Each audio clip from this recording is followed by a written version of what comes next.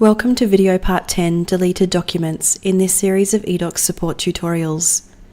As the eDocs system is not a long-term storage facility, we strongly recommend that you save and store your documents to your local computer, storage facility, or cloud-based location once they have been agreed upon and signed.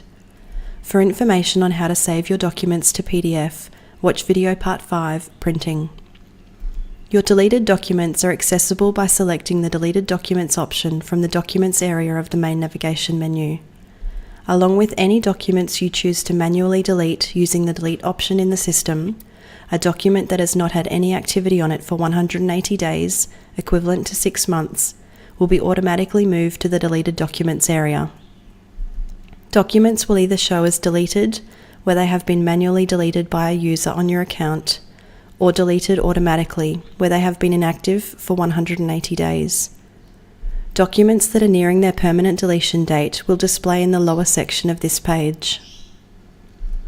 Documents will remain in this location for a further 180 days before being permanently removed from the system. Warnings will be sent to you via email and on the dashboard account alerts at 14 days, 7 days, and 1 day prior to their expiration.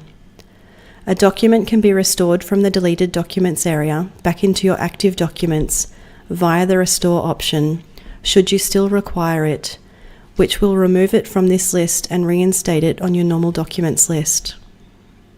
Restored documents will be treated like all other active documents, where the automated deletion process will run again after 180 days of inactivity.